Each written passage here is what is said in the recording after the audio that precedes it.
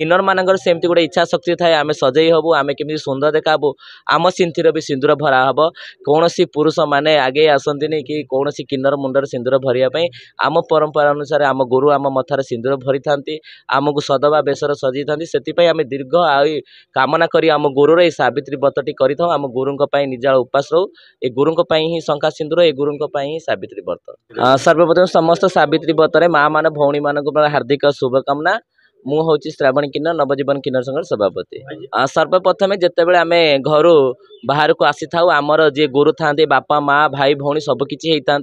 गोटे जमी सदबा बाहा सारा गोटे झील जमी सजई हुए भल लगे किन्नर मानकर सेमती गोटे इच्छा शक्ति थाए आम सजई हबू आम केमी सुंदर देखाबू आम सिंथीर भी सिंदूर भरा हम कौन पुरुष माने आगे आसती कि कौन किन्नर मुंडर सिंदूर भरिया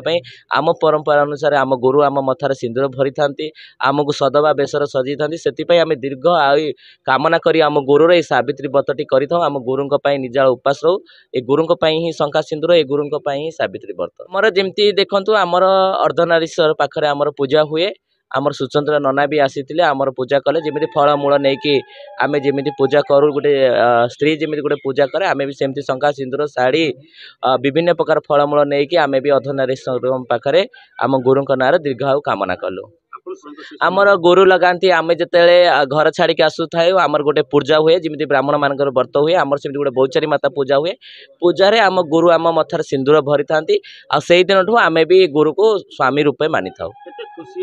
बहुत खुशी मु भी एते कम बयस गोटे गुरु आख्या पाई मोर भी शिष्य मैंने अच्छा तो मत आज पूजा कले मु बहुत आनंद बहुत खुशी समस्त भल पाइबा मो सहित अच्छी निहाती भाव में बहुत खुशी।